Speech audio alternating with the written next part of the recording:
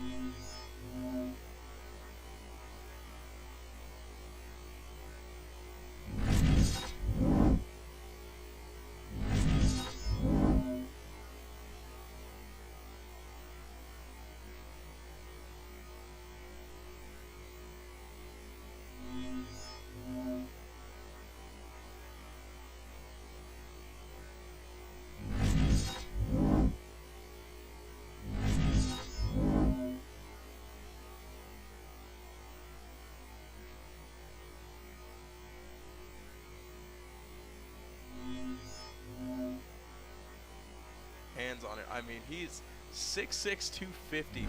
I mean, it's I'm looking right here and I don't see anybody over 6'3". So I mean, he's automatically got a three-inch height advantage over anybody on this Mississippi Valley State defense. So if I were them, I'd throw it to him every time. 6'6", I would not. 250. props to the other receivers, but I just throw it to him. I'm looking right here, and I don't see anybody on the left side. He's going to be in single coverage again. So, I mean, he's automatically 10 seconds on the play clock. Second and goal from the 7 on the incompletion on the first down. Devin Black in the shotgun. 2 seconds on the play clock. They get it off near side. Everett nearly picked off. It was read well on the defensive coverage. Kenneth Martin, the 6'1" junior. That pass was behind Everett. So it wasn't exactly a 50-50 ball, but Kenneth Martin nearly had the play of the game to this point. Mississippi Valley State nearly picked off. It was read well on the defensive coverage. Used one of his timeouts. Kenneth Martin is goal now. That pass was behind, and with 2 incomplete passes, the clock stopped, and there hasn't been too much time taken off. Wildcats nearly picked off. It was read well on the defensive coverage. They scored their first points of the game at a 6-0 lead. Missed an extra point and a field goal attempt. Mississippi Valley State came storming back down the field, got the touchdown and the extra point. They currently hold on to a 7-6 lead. It was read well on the defensive coverage. They scored their first points of the game at a 6-0 lead.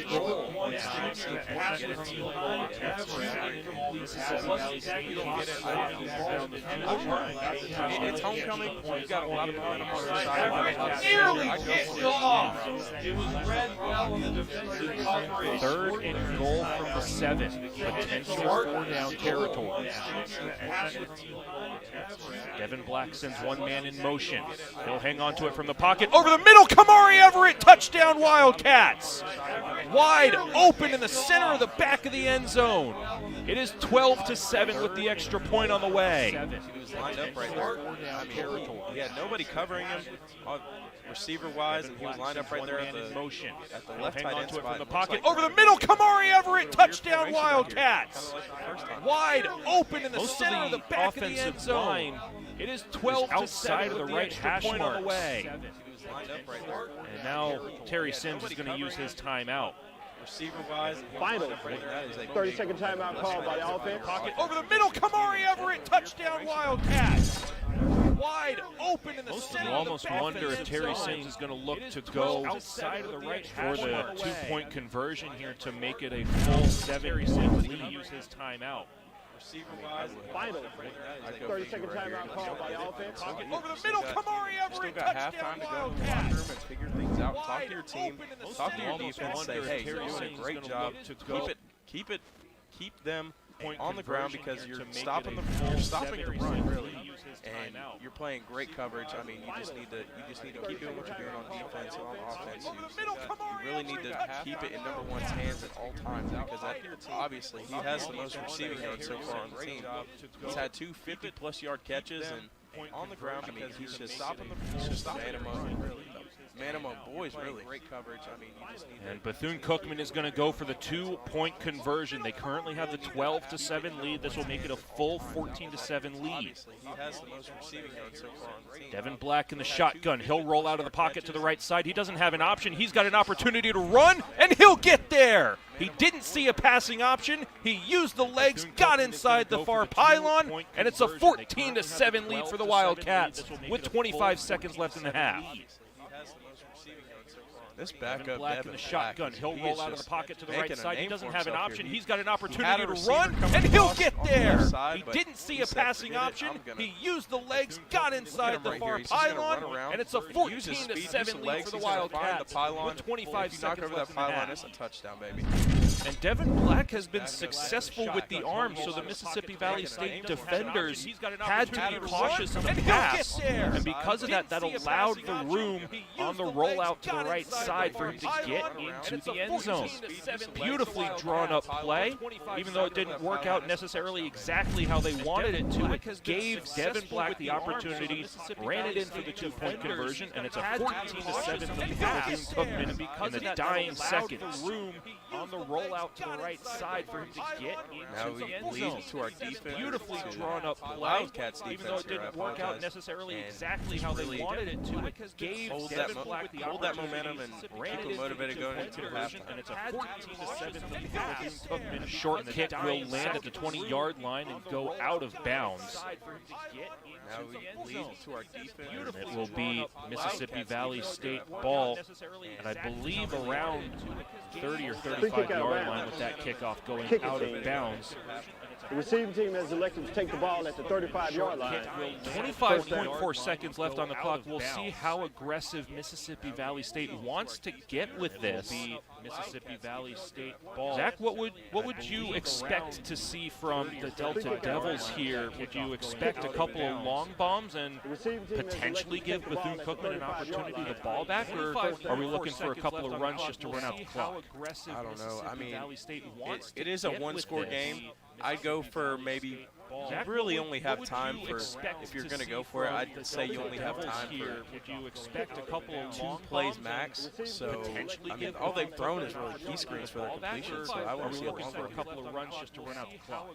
I don't know. I mean, Wildcats rush 3, and that allows plenty of room through the middle on the run play. You really only have time. It's going to be a first down, and I'd say you only have stop the clock for a little bit to get the chains moved. So, Potential for one more play for Mississippi Valley State. Gotta hurry up. Gotta get the ball. 7 seconds left in the half. Here's the snap. And one more run for Caleb Johnson over the middle, and that will do it. At the end of the first half, it is a 14-7 lead for the Bethune-Cookman Wildcats over the Mississippi Valley State University Delta Devils. 7 seconds left in the half. Here's the snap. And one more run for Caleb Johnson over the middle, and that will do it. At halftime, with a statue of Mary McLeod coming to town and then heading to the nation's capital for display, here is a special video presentation called The Gift, with the late Harry Burney doing a theatrical dramatization of Mary McLeod's last will and testament.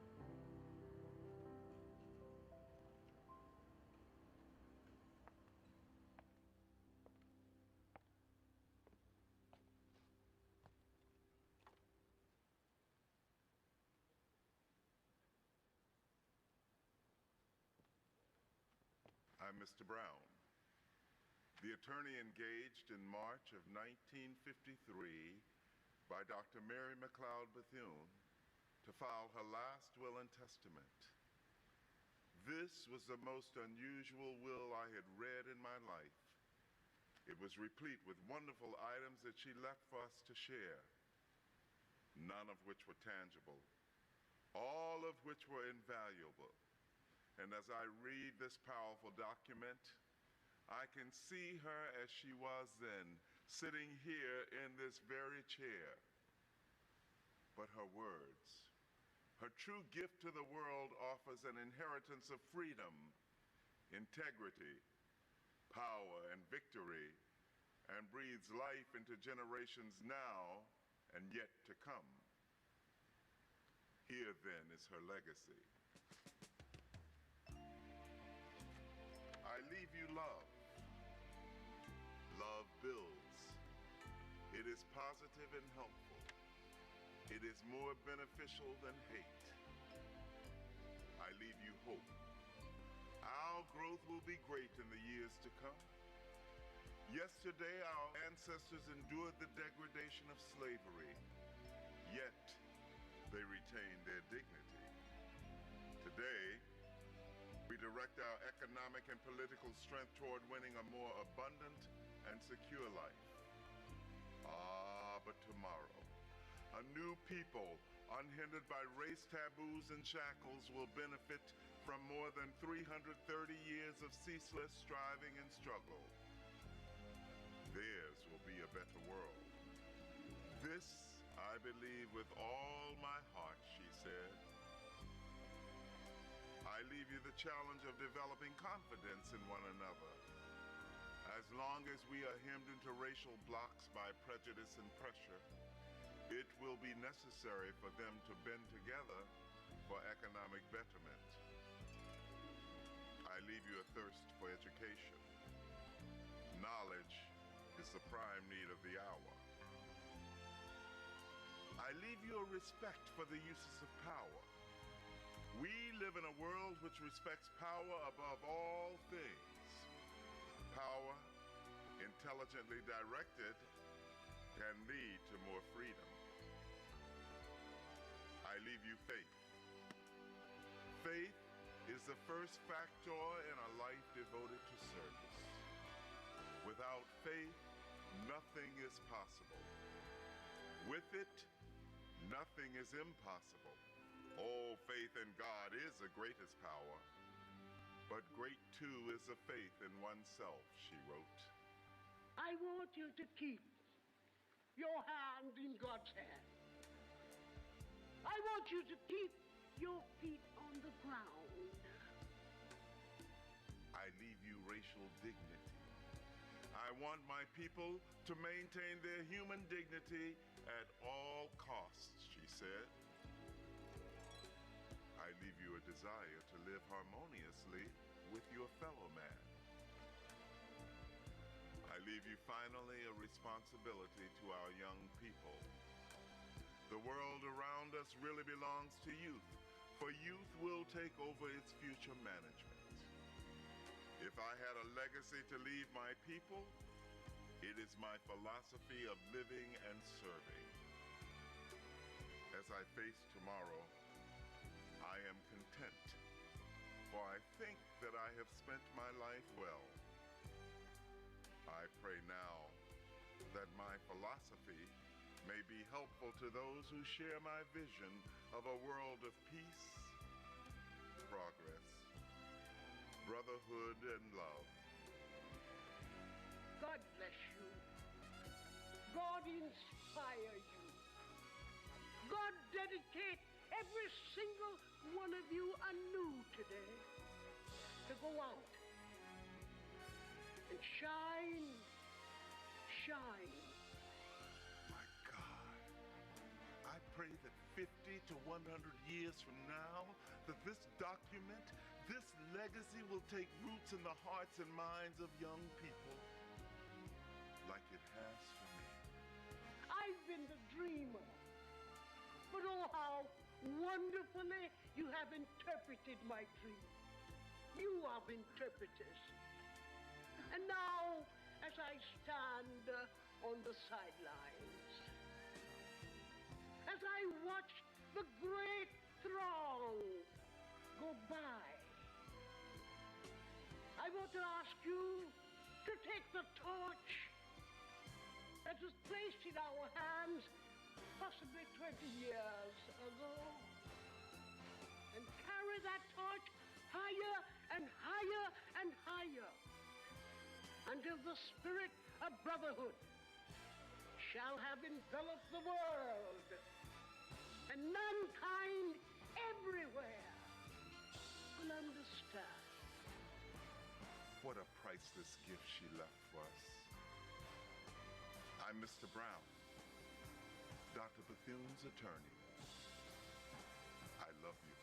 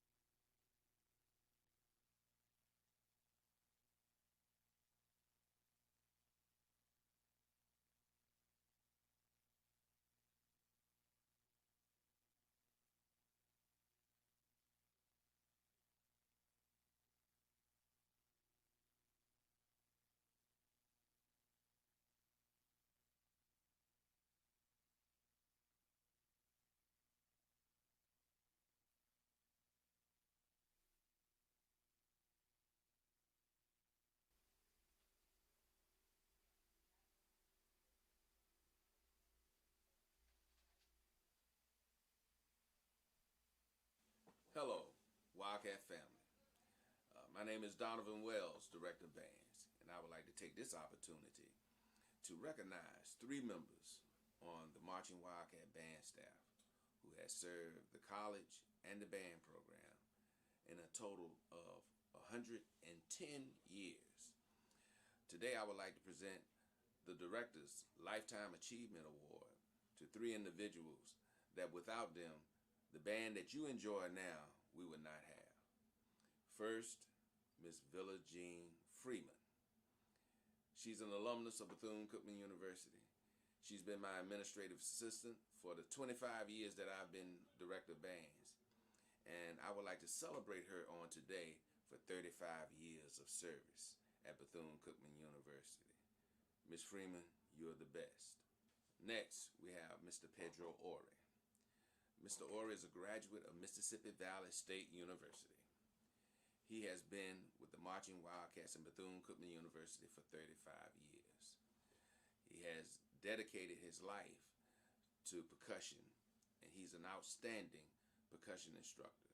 Mr. Ore. Academy Sports and Outdoors makes it easy to get what you need and have fun out there. Get free shipping at academy.com or get free curbside or in-store pickup at your Academy store.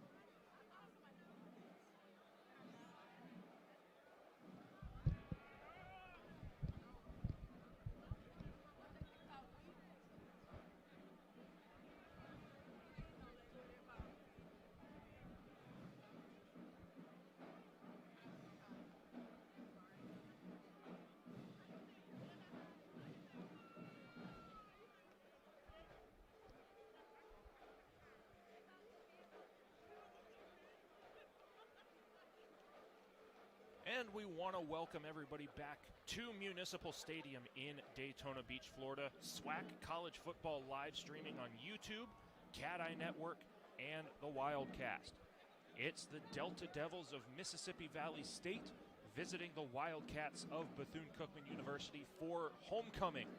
And the Bethune-Cookman Wildcats currently bringing in a 14-7 lead into the second half. It will be Mississippi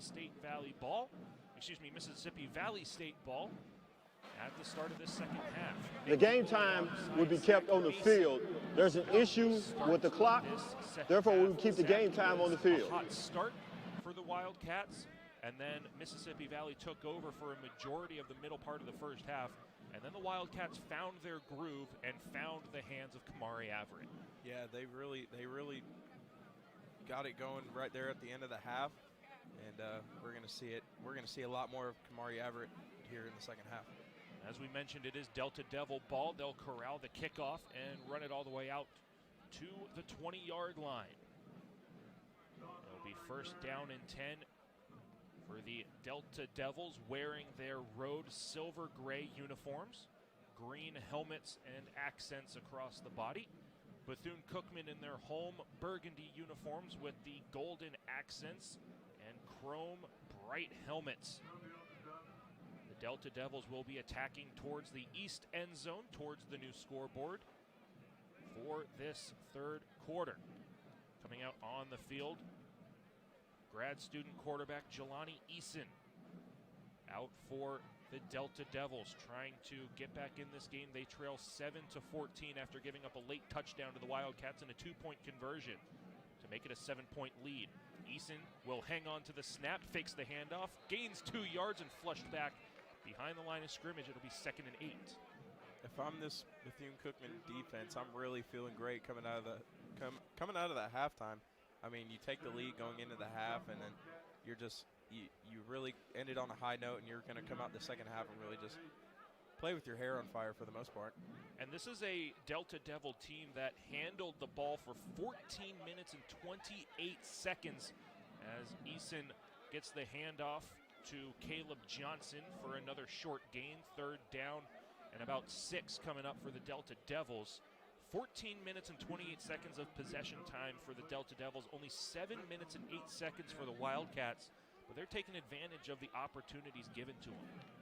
Yeah, if I'm Mississippi Valley State, I'm really going to keep the ball on the ground because they have had 14 minutes and 3 seconds of time of possession. They currently lead in the rushing yard category, 60-25 do the Delta Devils. They're going to go through the air this time. Eason right over the middle and a first down and more. It's the tight end, Datavius Porter, getting the extra yardage after the first down completion. Yeah, the last time they threw it to him, it was a touchdown, so I'd throw it to him again. He's a big tight end, and they're going to use him to block, but they're going to throw it to him every once in a while. It's a battle of tight ends here today for homecoming. Eason with the handoff, a little spin move at the line of scrimmage, yards after hit, and it will be a gain of about 7. 2nd down and 3 coming up. A good run from Caleb Johnson. The Wildcats will have a player down at about midfield. We'll have an injury timeout here. Officials timeout for an injury. 14-7 lead for the Wildcats right now at the start, quarter number 3.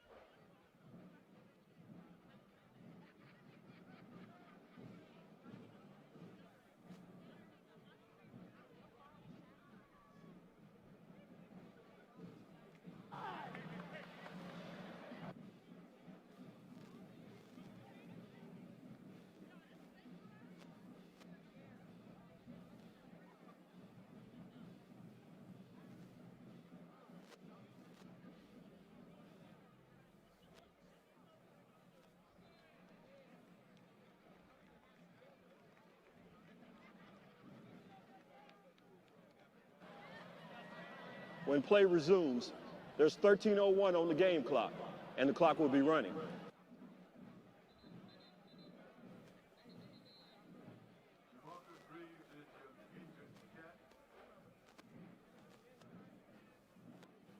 Second down and 3 coming up for Mississippi Valley State after a solid first down run on the handoff to Caleb Johnson, who is in the backfield with Jelani Eason in the shotgun. 2 options to the right, 1 option to the left. The handoff complete, snuffed out behind the line of scrimmage. Tackle for a loss. Yeah, they're going to keep – in the first half, they kept bringing blitzes, and that's what was really killing that run game for the Mississippi Valley State side. But so far, they're leading in the rushing yards, and, I mean, those linebackers just keep coming off the edge, and I think they need to keep doing it here in the second half if they want to keep that rushing attack under 100 yards.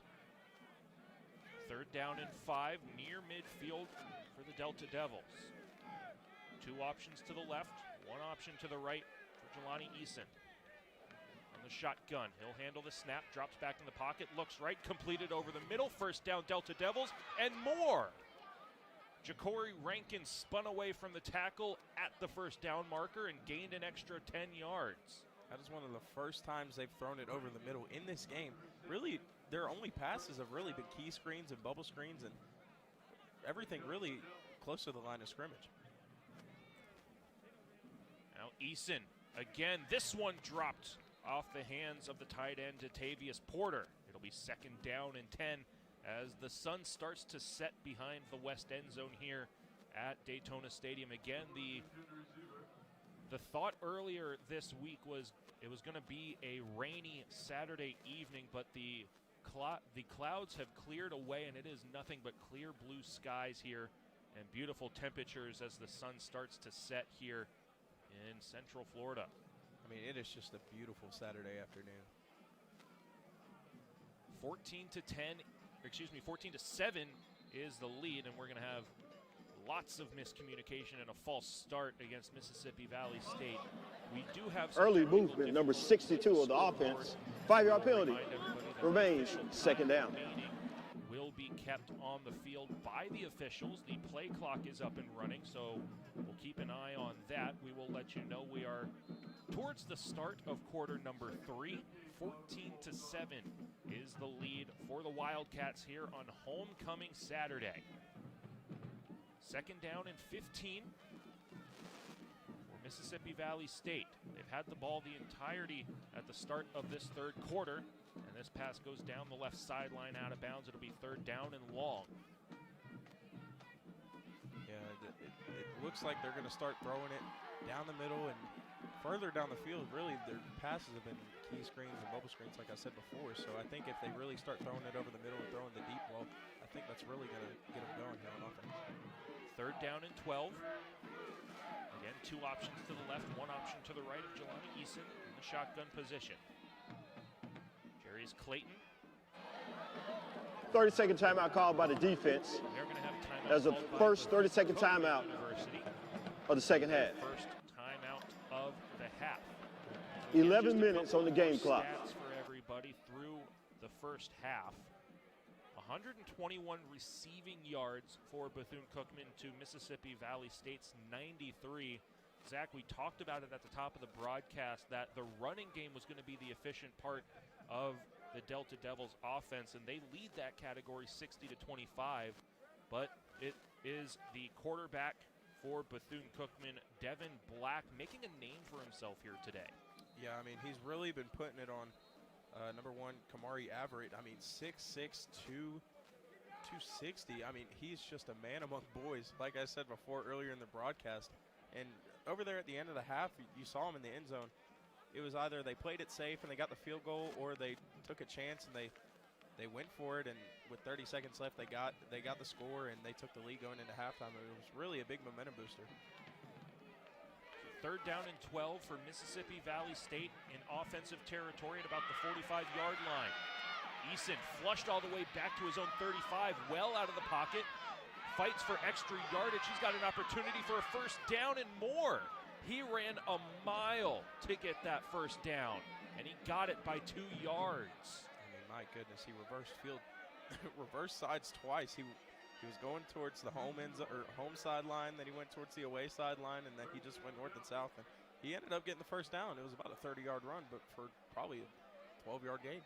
Jelani Eason started that at the line of scrimmage at the 45. He was flushed back to his own 30-yard line, and he got the ball all the way to Bethune-Cookman's 31-yard line for a first down. Unbelievable.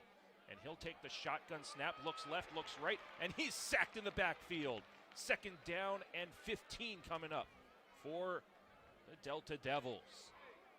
Yeah, that was that right tackle, number 70, Joshua Taylor, letting the defensive end come out of containment, and it just ended up in a sack and ended up getting him on the backside.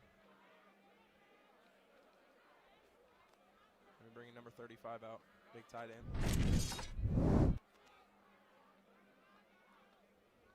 And again, just 3 burgundy jerseys piling on top of Jelani Eason for that sack. 2nd and 15 for Mississippi Valley State.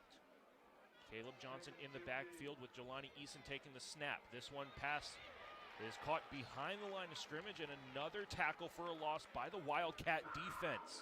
3rd down and long for Mississippi Valley State. There's a screenplay right there to number 3, and on screenplays you want to block for a good second or two, and then you want to release and go to the linebacker, so it throws the defensive line off. But right there, it was just way too quick for the offensive line to get to that second level to throw the defensive line off. So it was a great job by the defensive line, sitting back and staying on their heels and ready for that screen pass to come in. Once again, 3rd quarter, 14-7 lead for the Wildcats. 3rd and long for the Delta Devils. Eason flushed out of the pocket, taken down from behind. The 3rd consecutive tackle for a loss by a Wildcat defender. And it is 4th and a mile. And the punt team will come out for the Delta Devils. A big stand-up defensive play for Bethune-Cookman. Yeah, that Mississippi Valley offensive line just fell apart right there, and it ended up bringing more pressure on the defensive side of the ball, and ended up getting 2 sacks in that one possession. And those 3 consecutive tackles for a loss not only brings out the punt team just to punt it away on the 4th down, but it means that the field goal unit can't come out to try to get 3 points on the board. Excellent job all the way around by the Wildcat defense. This is a high spiraling punt. The fair catch is called for at the 15-yard line. And Bethune-Cookman, after a long time waiting on the sidelines, they will finally get their offense out for the first time in this 3rd quarter.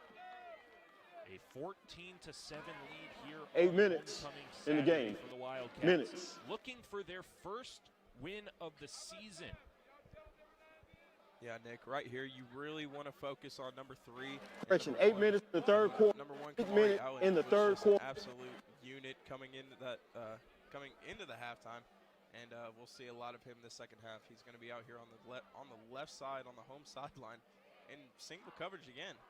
We'll see if they play zone or man him up. Devin Black sends Jimmy Robinson in motion. He'll hang on to it, throws it to the right side.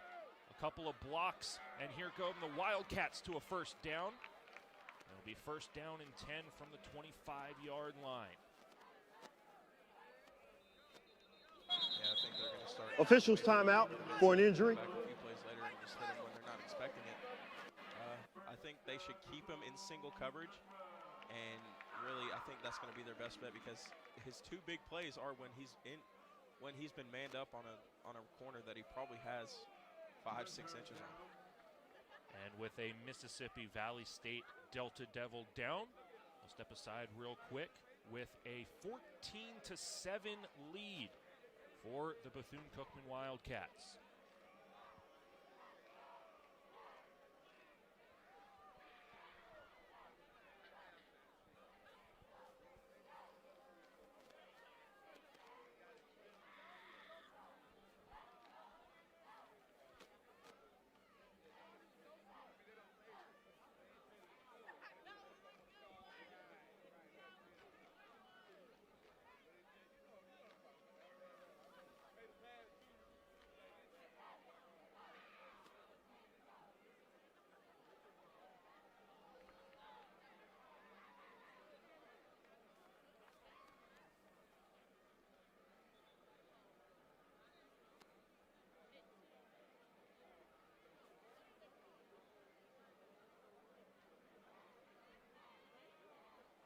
So with the scoreboard back up and running, 7 minutes and 45 seconds remaining here in quarter number 3. A 14-7 lead for Bethune-Cookman as Andrew Bloodsaw Jr. was helped off the field. And the handoff for the Wildcats on 1st and 10. Here's a good run out for a 9-yard gain. Excellent footwork from, I believe that's Quayshawn Bird. Yeah, we really haven't seen a big running play by Bethune-Cookman. I mean, they really got to open up that hole, or either that or he can really just get out wide and break it open. It was Jimmy Robinson rather on that 9-yard run, and he'll move to the right pocket of Devin Black. Black to the right side, a little bit of a screen pass. Move to the left sideline. Here's Quayshawn Bird showing his speed. Down the left sideline, Quayshawn Bird makes it to offensive territory and thrown out of bounds at the 47-yard line. There we go. The Wildcats showing off their athleticism a little bit. I mean, Eason in that last possession just flipped fields about 6 times. He flipped field once, and that's all he needed to break it open on that big run. Officials timeout for an injury. And there is another Delta Devil down.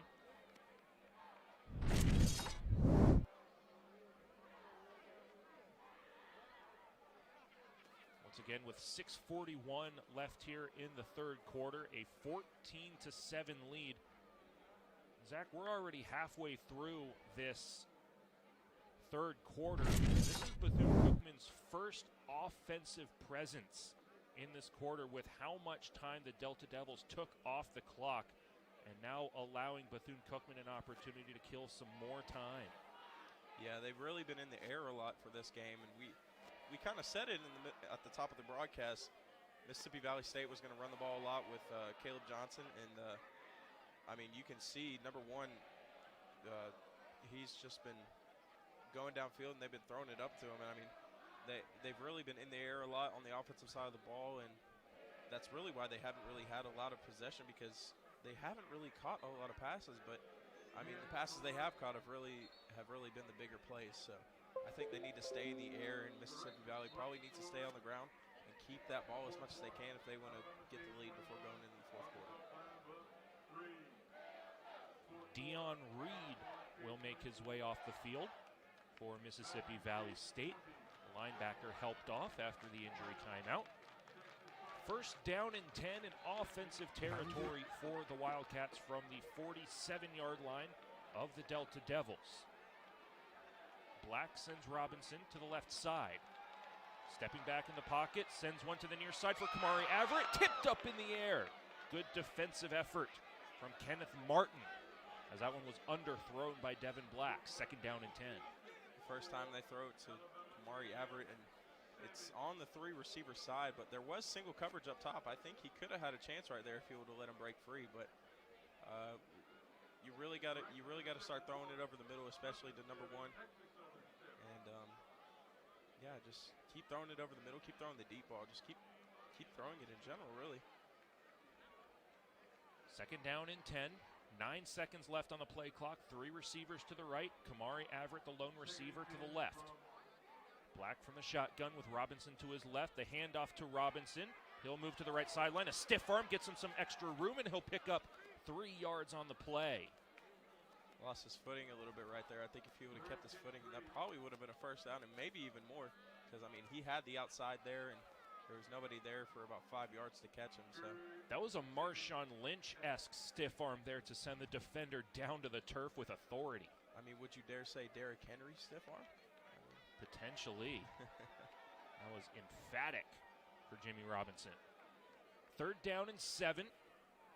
Under 6 minutes remaining here in the third quarter. Wildcats working on a 14-7 lead.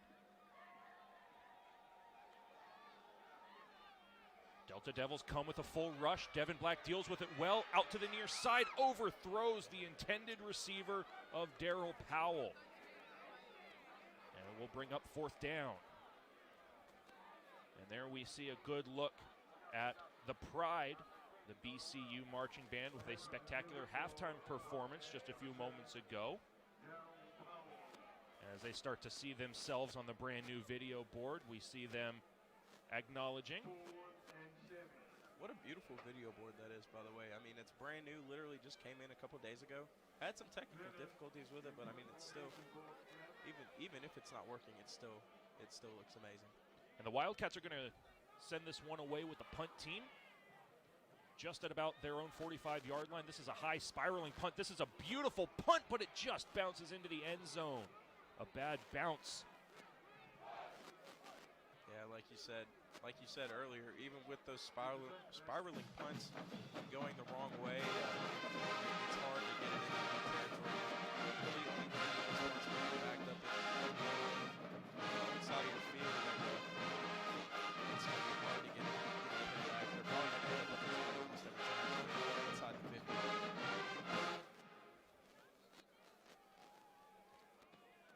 And the new state-of-the-art video scoreboard, Zach, as you said, installed this week. Nevco of Greenville, Illinois. Founded in 1934, Nevco is the largest privately held scoreboard manufacturer in the world. The first Nevco scoreboard model consisted of a white oak cabinet with a glass dial clock and glass discs for scores. The introduction of LED message centers and video displays has provided clients additional ways to involve and excite fans while generating new sponsorship and advertising revenue. So a big shout out to Nevco of Greenville, Illinois for the brand new video scoreboard here at Daytona Municipal Stadium. And it will be 2nd down and 1 after a 9-yard run from the Delta Devils, working towards the east end zone as the sun sets behind them. And a good stand-up by the defensive line of the Wildcats will make it 3rd down and 2 on a tackle for a 1-yard loss. This defensive line coming out of the half has really been showing out for the Wildcats. Number 43, Tony Bauman. Number 98, Mason Hall. 92, Judas McKenzie. And 44, DeMarcus Reeves. I mean, they've really been holding it down when it comes to pass rush and short yardage runs. 4.5 remaining in quarter number 3. 15 seconds on the play clock. 3rd and 2. From the Delta Devils' 28-yard line. Eason from the shotgun. The handoff to Johnson.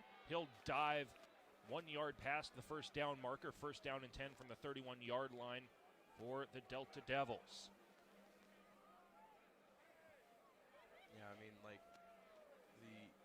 the defensive line really isn't giving up much when it comes to the run game. I know they just got a 1st down, but it was a 3rd and 2, or it was 2 yards to get to the 1st down marker. So the Delta Devils from the 31. Jelani Eason, he'll throw this one to the left sideline, spinning off a couple of tackles and diving for the 1st down. Did he get there? No, he's 1 yard short. 2nd and 1.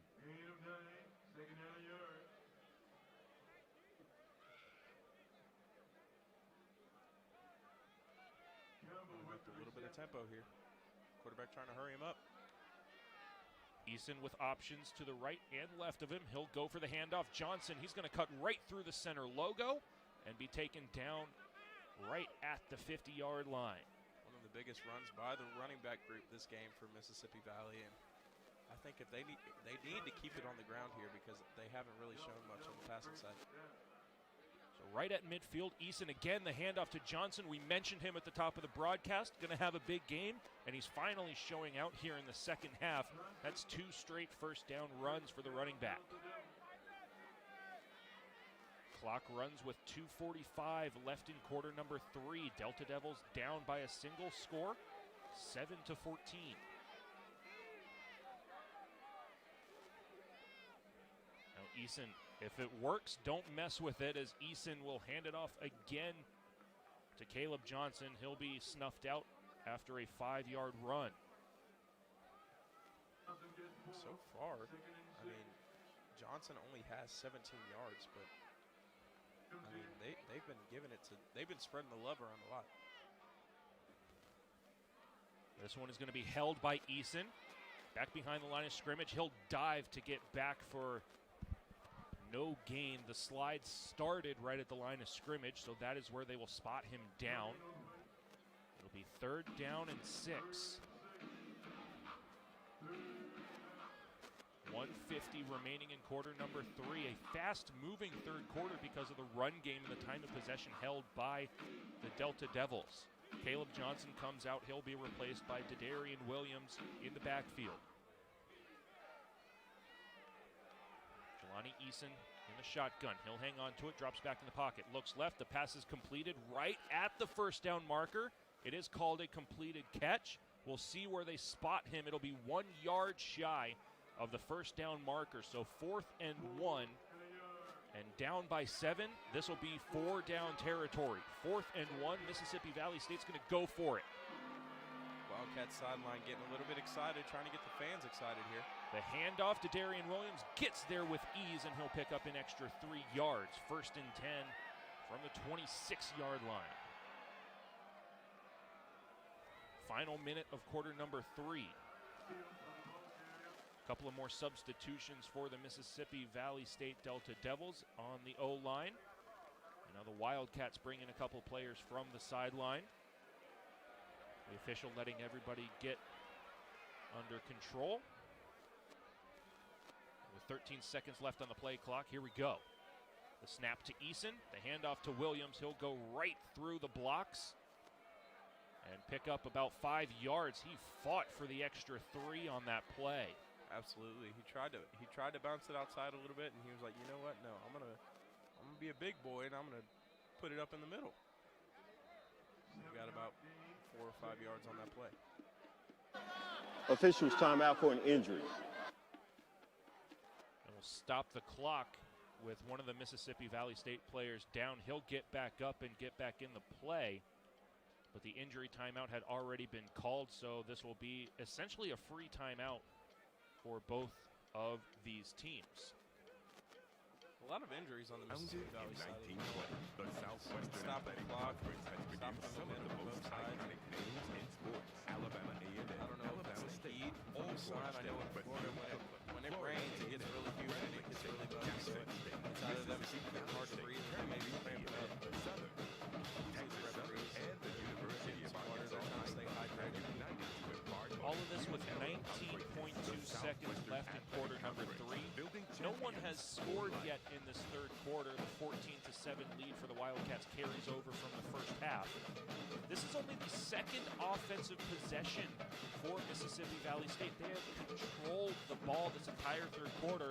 The Wildcats have only had 1 offensive possession, and this is a long one here that turns into a 2nd and 3 from the 19-yard line. And the clock will continue to bleed down.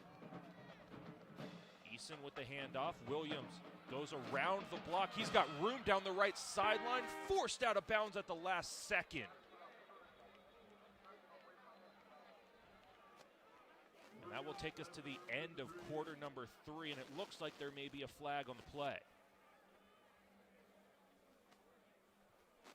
Once again, head official Jarvis Walker.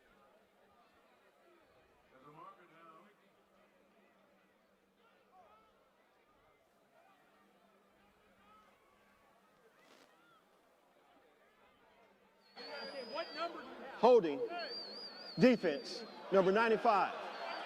The penalty would be enforced half the distance to the goal, 1st down. So a 1st down on a holding penalty against the Wildcats. The quarter will be extended for 1 untimed down. To the play. So essentially inside the 1-yard line on a 1st and goal. I think they get a free play because of the penalty. Yep, so we'll have 1 more play with 0 seconds left in the third quarter.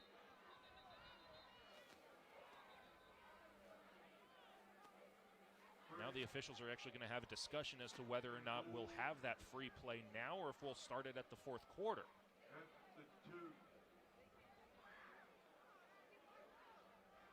I think Mississippi Valley really needs to keep it on the ground right here. They've been 95% run pretty much this entire time, and that's mainly why Bethune-Cookman has only had 1 possession this entire quarter. I mean, they want to keep it out of number 1's hands, and they just want to keep it going. And we are going to have that free play.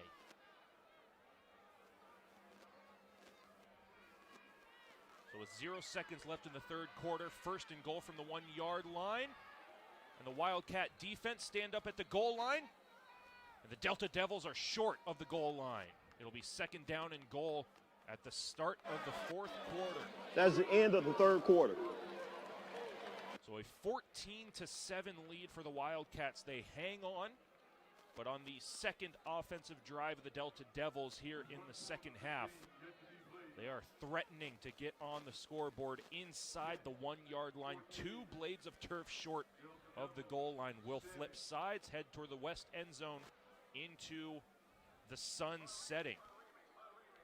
And I don't know if anyone else in the country has ever assembled a football crew quite like ours. But it's a mixture of students and teachers from area high schools, colleges, and universities.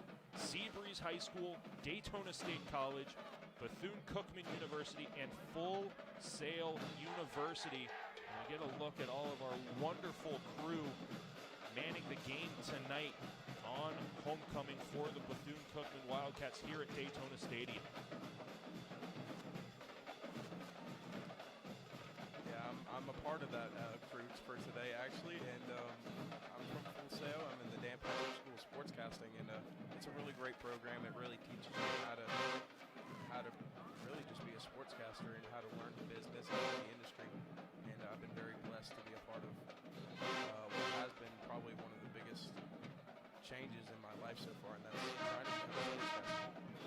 Almost the entire crew of cameras, audio, visual, graphics, everybody in the production room. We want to thank everybody for their hard work, making our job easy up here in the broadcast booth, making us sound good, looking good with the visuals. At the start of quarter number 4, the Delta Devils are threatening to score inside the 1-yard line. Second down and goal with a 14-7 lead for the Wildcats here, trying to get their first win of the season on homecoming.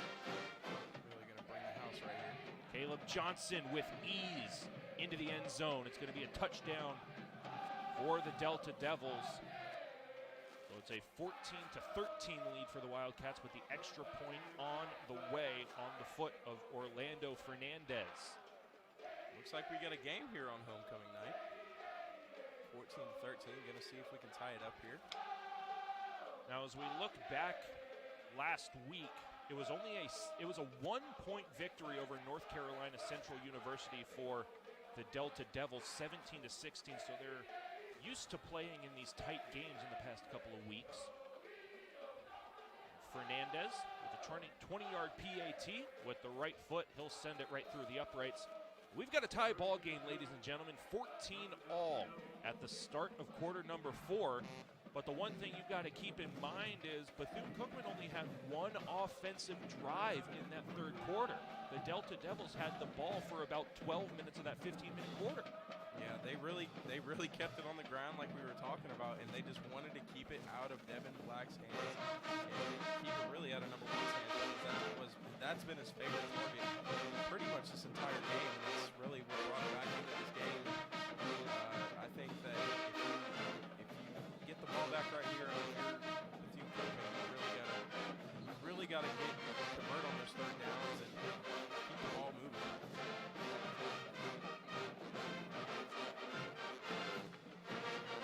Right now, Bethune-Cookman 2 for 6 on their third down opportunities. Mississippi Valley State 4 of 7.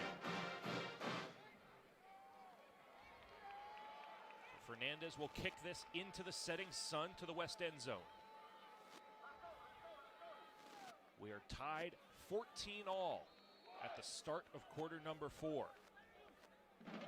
With the right foot from the 35-yard line. Sent down the near sideline, well out of bounds.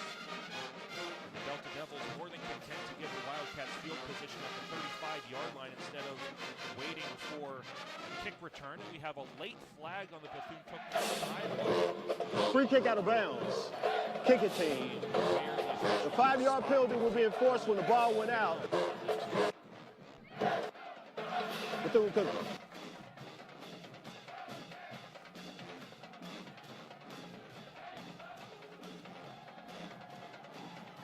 For over a century, the Southwestern Athletic Conference has produced some of the most iconic names in the world of sports.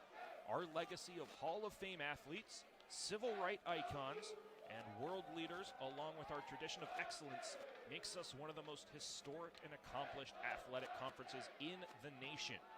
As we embark on a new era of greatness with 12-member institutions, we realize the best is truly yet to come. The Southwestern Athletic Conference, building champions for life. For more information on the SWAC, log on to swac.org and follow us on Twitter and Instagram by searching the username @TheSWAC. And a big run off the first down play brings Bethune-Cookman into offensive territory at about the 42-yard line. Big first down gain for the Wildcats. The quarterback pretty much pitched it right there to Quayshawn Bird, and really one of the biggest rushing plays they've had all game. We'll see how we go back to the field and figure it out. Devin Black in the shotgun. He'll hang on to it, out to the near side. Here's Powell down the right sideline and flushed out of bounds. Put a little bit of moves on him right there, broke him down a little bit and got the extra 2 yards. Excuse me, that is number 8, Dylan Lee, not 7, Darryl Powell. So Dylan Lee, the 6-foot, 185-pound senior with a little bit of light footwork to tiptoe down the near sideline for a good gain. And it's going to be second down and about 4 yards for the Wildcats. We're tied at 14, 1 minute into quarter number 4. Got number 1 here at the top of your screen again. Single coverage. The handoff is snuffed out and read well by the Delta Devils. It's only a 1-yard gain, so third down and about 2, potentially 1 depending on the spot. And again, that will keep the clock running. It will be third down and 1.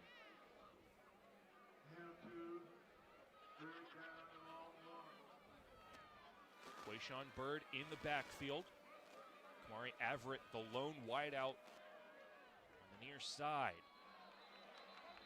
I believe Kamari Everett may be guilty of a false start here. So False start. Number 1, offense. 5-yard penalty, remains second down. instead of third down and 1, it's going to be third down and 6. So now potentially Devin Black is going to be forced to go through the air instead of giving it into the hands of Quayshawn Bird. Everett moves to the left side of the line of scrimmage. Two options to either side of Devin Black. Bird in the backfield. Black hangs onto it, looks left, all the way down. Kamari Everett is missed. Incomplete, and it'll be fourth down and 6. Just a little bit overthrown there to Kamari Everett. It really, if he could have thrown it a little bit higher, I think he could have found the high point of that ball with his 6'6" frame, and that would have been a big play and really big momentum booster.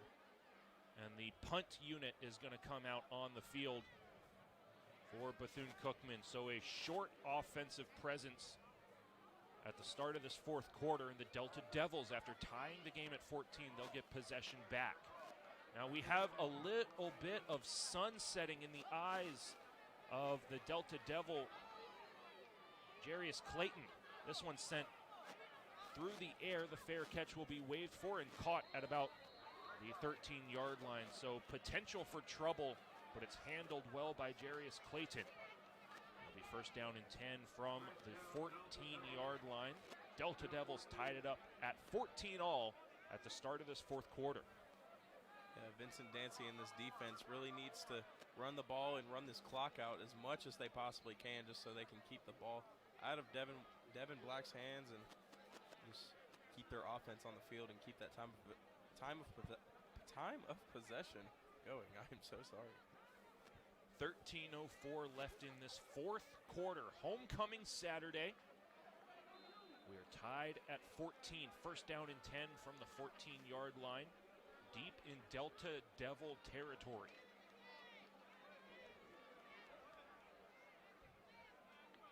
One man goes in motion. All the way out of the pocket to the right sideline. A late throw goes out of bounds, and a heavy collision will throw Jelani Eason out of bounds. I don't see a flag for a roughing the passer, so a good hit on the defensive side of the ball for the Wildcats. It'll be second down and 10 after the incomplete pass. Yeah, they really got to be careful right there with those late those late hits on the quarterback. And that's gonna really hurt that defense. Right now, Bethune-Cookman with 5 penalties for 45 yards. Mississippi Valley State only with 2 penalties for 10 yards, says our live scoring. 2 minutes into this fourth quarter, Eason, he'll hang on to it. Goes right down the middle. The helmet pops off. And he'll be peeled off the turf after gaining the first down on a good run. And I believe because his helmet popped off, he's going to be forced out for this next play. So Connor Regan is going to have to come in for at least one snap here, so expect a run into the hands of Dadarian Williams on the first down and 10. And there is the handoff to Williams. He's got tons of space down the near side, forced out at about the 38-yard line, close to the first down, and it looks like they're going to give it to him. Just keep the ball on the ground and keep your offense going down the field and potentially maybe even get 3 points out of it.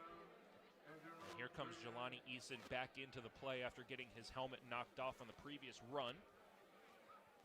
So a good one-snap drive for Connor Regan into the hands of Dadarian Williams and a first down run. First and 10. Here's Williams again.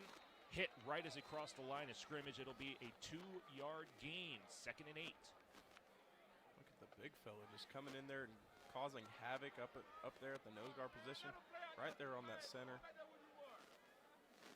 Or on the guard, I'm sorry. So Dadarian Williams goes to the sideline, replaced by Caleb Johnson in the backfield. 2 options to the right of Eason, 1 to the left. Eason with the handoff. Caleb Johnson unable to get the spin move to work, so he's only able to pick up about 3 yards on the play. It'll be 3rd down and 5. Delta Devils still in their own half of the field at their own 44-yard line. A running clock with 11:15 left in the fourth quarter, tied at 14. This defense really needs to fight back on that run game. Wildcats are going to come with a full-on blitz, and a missed snap turns into a heavy sack. And it looks like the officials are going to spot everybody down at the 39-yard line, even though Jelani Eason was taken down well behind the play. I guess they're saying he turned into a runner, and his forward momentum and forward progress was stopped at the 39-yard line instead of a quarterback sack. Let's watch the replay here.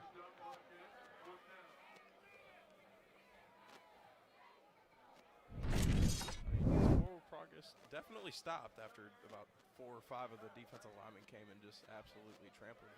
Only 4. So 4th down and 10 forces a punt. This one goes all the way to about the 10-yard line of the Wildcats. It's handled, ran to the right sideline, and taken down at the 5-yard line, officially at the 6. So an excellent punt from Orlando Fernandez. And the Wildcats are going to have to start deep in their own half. Yeah, they're really going to have to start running the ball here and just get out of the end zone, really. Because if you take a sack back here, you're in deep trouble. So with 10 minutes and 11 seconds left in quarter number 4, a 14-14 game on homecoming. Delta Devils looking for their 2nd win in a row. Wildcats looking for their first win of the season. Out of the west end zone, Devin Black in the shotgun. Quayshawn Bird in the backfield with him. One man goes in motion to the right. And the pitch to Quayshawn Bird, he's got a little bit of running room, gains a couple of extra needed yards out to about the 9-yard line, officially spotted at the 10. A good 4-yard run. Yeah, you really need to get out of this end zone here so you can have some breathing room when it comes to throwing the ball. And that's been their bread and butter for pretty much this entire game. I mean, for pretty much almost all of the second half, number 1's been sitting out here on the bottom of your screen, and it's been in single coverage. Running clock, 9:40 left, 2nd down and about 6.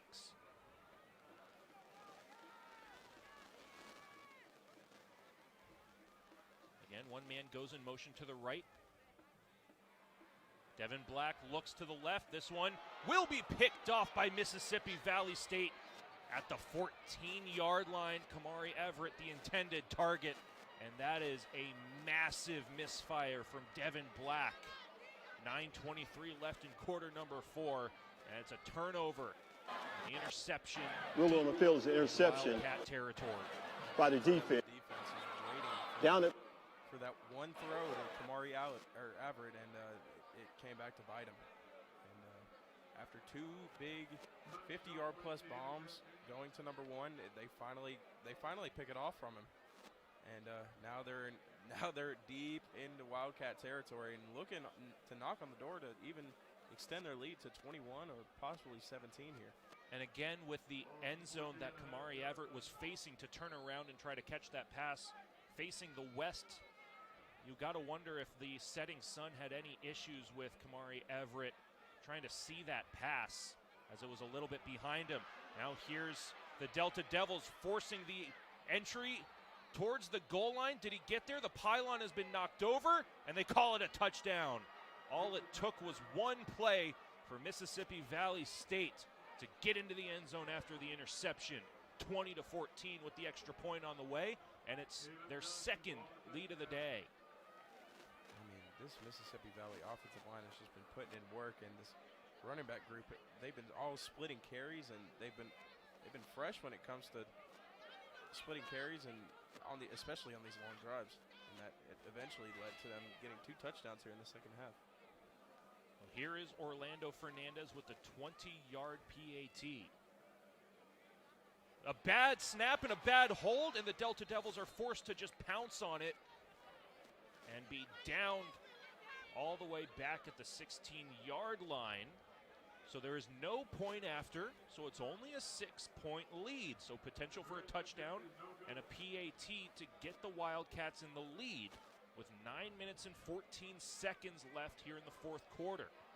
Now, if you remember, the kicker for the Wildcats has yet to make a single kick. So correct. It was a missed field goal and a PAT that went off the left upright, and then a 2-point conversion after a touchdown to allow the Wildcats back to that 14-point total.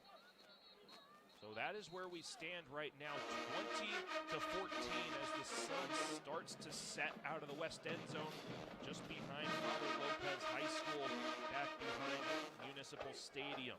A beautiful shot as the sun goes back behind those tall trees. 19-14. Left in the fourth quarter as the pride of BCU tries to get the crowd reinvigorated. Orlando Fernandez set to kick this one away. This homecoming crowd really needs to smell that barbecue and just get excited, because their offense really needs to come in here. Fernandez sends this line drive bouncing at the 20-yard line, handled at the 14, run right up the gut, and finally taken down at the 33-yard line. Jimmy Robinson thought he had an avenue right in between the hash marks. I think right here, Devin Black just, I think that he got a little bit nervous because he was backed up into his own end zone, but I think he has a little bit more breathing room here. Got to be right past the 35, knocking on the Mississippi Valley territory. So we'll see how much they air it out here if they just run the ball. I really think they need to air it out just to keep the clock on their side, although they really haven't had the ball much this half. Correct. They only had one offensive possession rather in the third quarter, and then their second offensive possession of the half at the start of the fourth quarter turned into an interception. So Devin Black will send this one to the left sideline, a little stutter step and a 5-yard gain on the play, 2nd and 5 upcoming. So this is only the third offensive possession for the Wildcats in this second half. So they've got to make something of it, and that's partially why this homecoming crowd is in their seats and kind of out of it, because they haven't had a whole lot to cheer for out of the offensive side of the ball.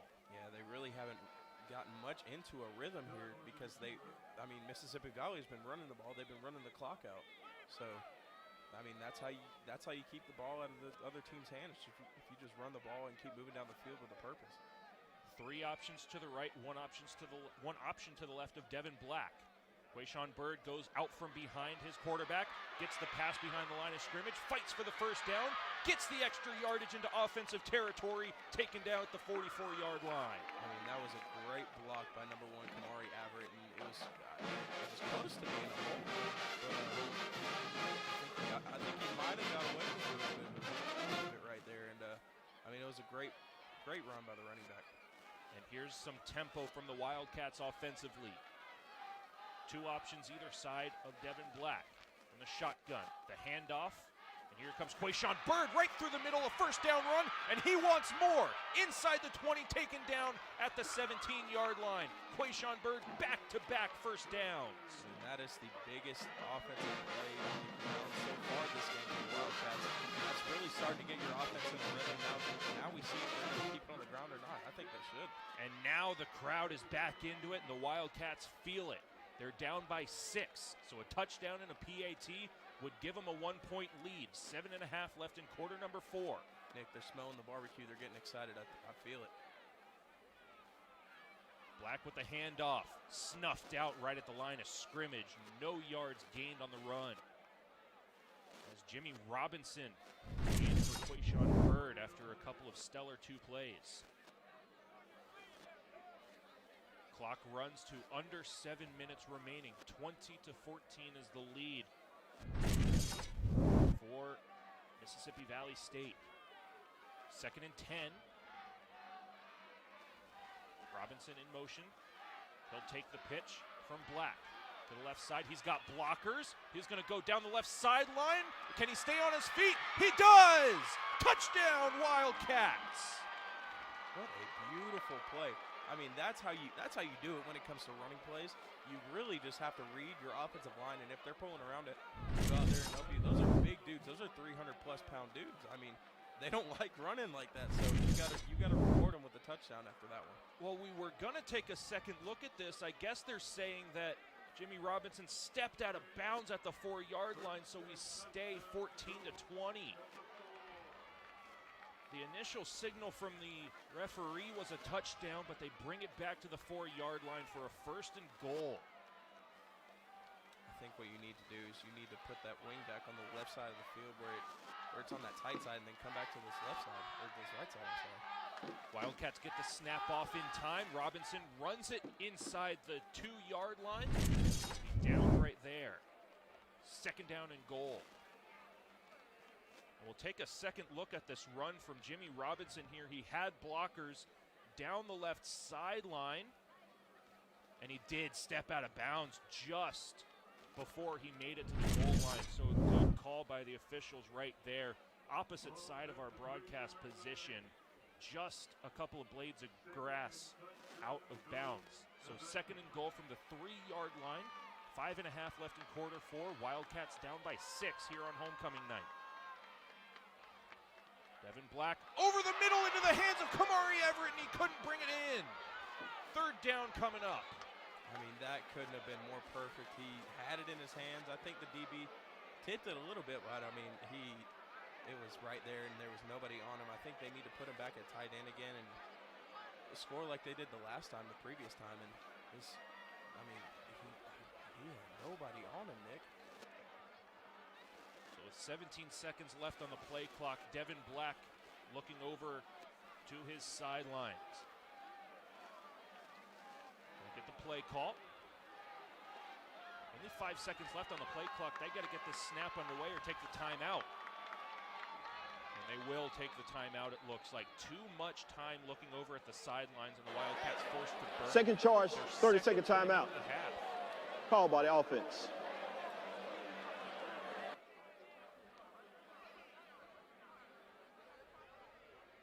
5:17 left in quarter number 4. 20-14 is the lead. Delta Devils. And again, we take one more look at that impressive run from Jimmy Robinson. That's been a theme all day for both teams. They're fighting for those extra yards after contact. There's not one hand down outside, out of bounds. That is awfully close ball. I'm surprised they didn't take a second look at that. So So it will be 3rd down and goal from the 3-yard line. Wildcats forced to call a timeout to stay inside the 5-yard line, not wanting to take a delay of game penalty. The Wildcats need to keep it on the ground right here. They have Mississippi Valley on their heels, and when you're backed up in your own end zone, it's not a good feeling. So I think you need to keep it on the ground and just punch it in. Kamari Everett, the lone wideout to the left in man-on-man coverage. If Quayshawn Bird does not get the handoff, look for him.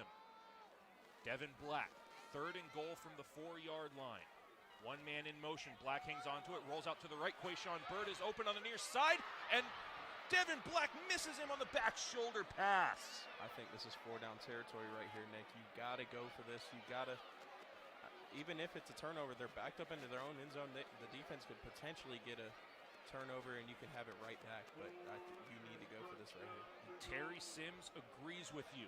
This could potentially be the play of the game with the way Mississippi Valley State has controlled the time of possession. 5:12 left in quarter number 4, a 6-point deficit.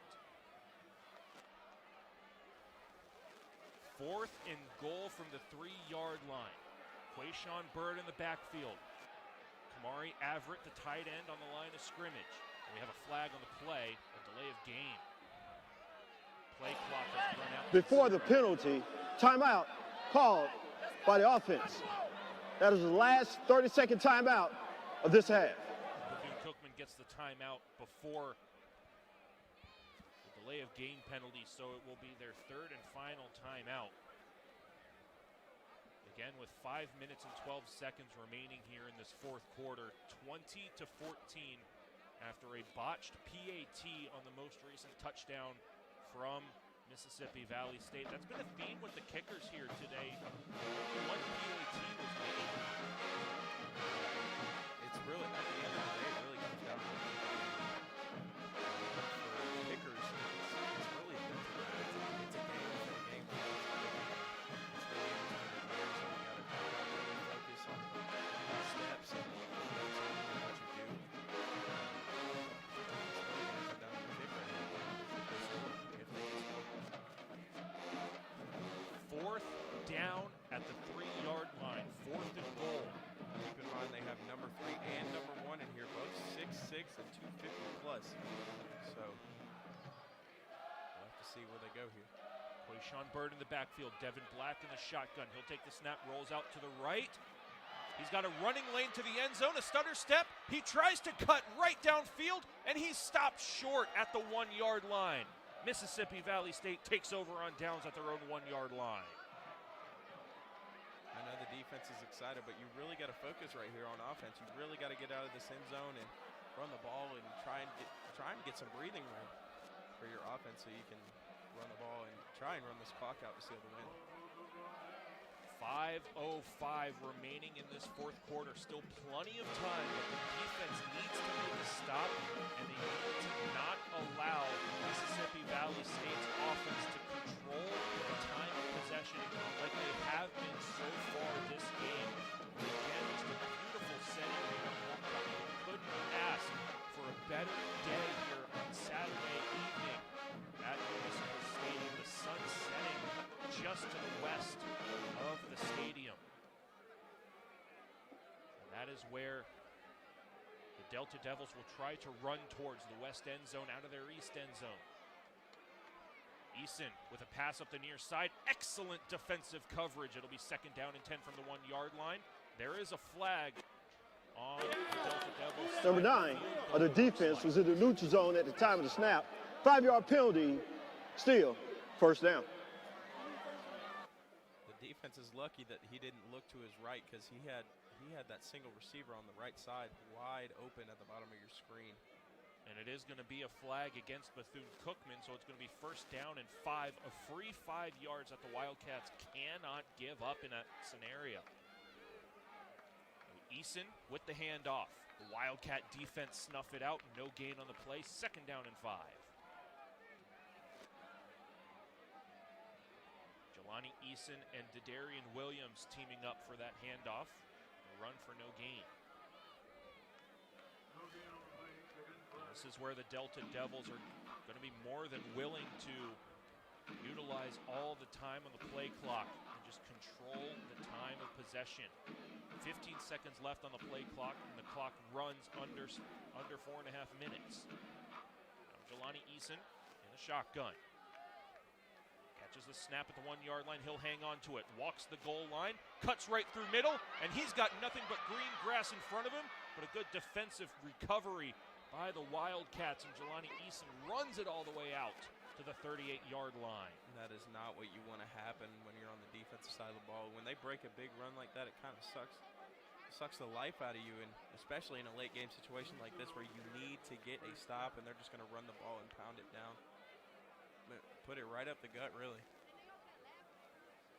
So first down and 10 from the 38-yard line for the Delta Devils. Again, a run play that is going to bleed the clock down to 3 minutes and 45 seconds and counting. Inside of 10 seconds left on the play clock. Look at this tight end on the left side right here. Wildcats looking for an all-out blitz, and here's the handoff to Caleb Johnson. He'll fight for the first down, and he gets there. Out to the 49-yard line. Wildcats nearly with a defensive stop right along the goal line for the Delta Devils. Turns into midfield possession. 3 minutes and 15 seconds left on a running clock. The Wildcats only have one timeout. They really need to be smart with this timeout right here. If they don't get a first down right here on this play, then I think they need to call a timeout and stop the clock. Delta Devils still with all 3 of their timeouts if they desperately need it. First and 10 from their own 49-yard line. Eason will shuffle Johnson to the right. The handoff complete. Here comes Johnson over the BCU logo into Wildcat territory for a 2-yard gain.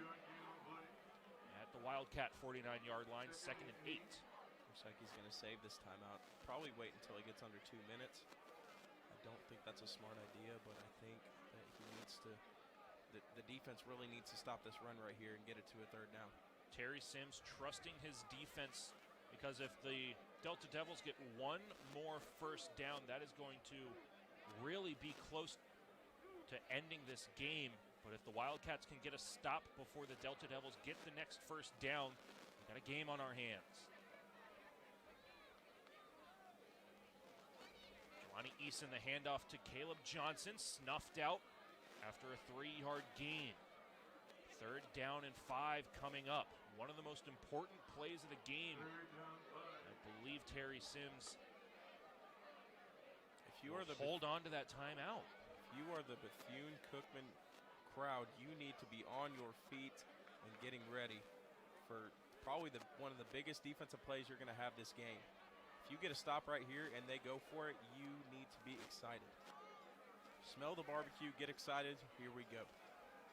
Wildcats showing an all-out blitz, waiting for the run game.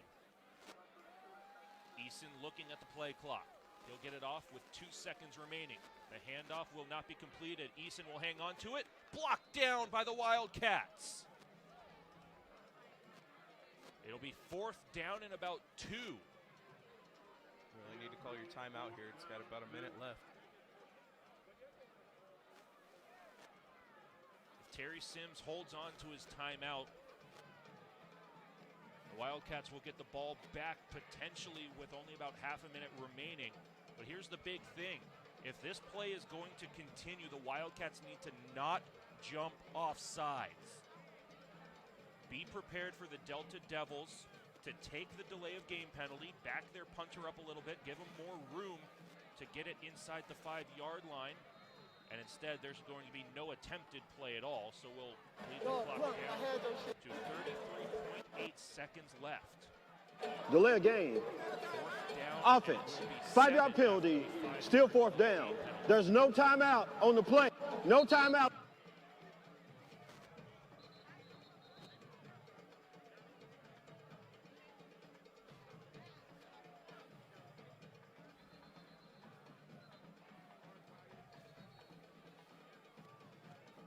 Again, the score right now 20-17 in favor of Mississippi Valley State, trying to ruin homecoming for the Wildcats. They had a 14-7 lead going into this second half. very unlike the Wildcats throughout this season. They typically score most of their points here in the fourth quarter. Mississippi Valley State has flipped that script right around. Here's the punt from Fernandez. The right foot sends a spiraling ball into the end zone after bouncing at the 5-yard line. That will stop the clock with 29.5 seconds left in this fourth quarter. If you are Bethune-Cookman, you need to have number one out wide in single coverage as much as possible, and you need to throw the deep ball to him, or even if you can catch him sleeping on the other side, you can even throw a deep ball to them on the other side. So we'll see who he goes to here. I'll be very surprised if they run the ball. We said it earlier, if Terry Sims holds on to his final timeout, there will be about a half a minute remaining for the Wildcat offense. That is exactly what we have with 29.5 seconds left. One timeout in the pockets of the Wildcats. 3 options to the right, 1 option to the left. As the sun starts to set on both the game and on the skyline. And a timeout will be called by Mississippi Valley State, no play. Looks like they were in cover 2 right there. They had two safeties far back, and they were ready to help on First 30 the seconds. single receiver side and potentially probably get 3 people on that one guy, because it's hard to get 2 people on that one guy because he's still going to catch it over you. So if you can get 3 on one, and Devin Black isn't going to worry about the rest of the guys, then I mean, it's going to be hard for them to get moving on the ball. So again, 29.5 seconds remaining here in this fourth quarter. Devin Black has had a night. He's really controlled this game for the Wildcat offense from start to finish. After Shannon Patrick has gotten the start in the past 5 games. Had a good showing last week against South Carolina State University. A 6 for 16 and 127 yards. Coming into this game. The defense has 2 timeouts remaining. The offense is out of So again, timeouts. it's the same setup. 3 wideouts to the right, 1 to the left. Looks like they're going to be favoring number 1 side right here. Black from the shotgun, looks to the right. Completed on the near side. He's got to get out of bounds. I don't think he did. The clock's going to run, and they're going to try to spike this ball. They're well short of the first down. The clock bleeds inside of 15 seconds. Ball is placed. Here's the snap under center, and that is snapped down to the field. 12.8 seconds left. If the Wildcats are not going to use their timeout or get to the sideline, there's only time for potentially 2, maybe 1 more plays, because all the way back at your own 29-yard line, you've got to give your receivers time to get down the field. That's going to take a lot of time off this clock. Yeah, you need to look at number 1 over here. You need to throw it to your big playmaker. Even if he has 3 or 4 people, you have probably 1 or 2 more plays. 12 seconds left in the fourth quarter. A 3-man blitz for Mississippi Valley State. This one over the middle, caught and goes out of bounds. I believe they're going to call it a catch for Kamari Everett. And no, they're going to call it incomplete. Incomplete, wow. Now the officials are going to have a discussion on the Bethune-Cookman sideline. It is a catch. And because Everett got out of bounds, that stops the clock with 6.5 seconds left. The ruling on the field is a catch at the 50-yard. More gettable. The clock Hail Mary from snap. midfield rather than The clock will start on the snap. line. Potentially the final play of the game. Bethune-Cookman down by 6 with 6.5 seconds left. Now, I may be crazy, but I think I know who they're going to in this situation. Devin Black in the shotgun. Everybody's going to go downfield. Black flushed out of the pocket. He'll send this one to the left side. Nobody is there for Bethune-Cookman. That's going to be it. Mississippi Valley State ruins homecoming for the Bethune-Cookman Wildcats 20-14. It is their 2nd win of the season, 2nd win in a row, and the Wildcats will go to 0-6 on the season.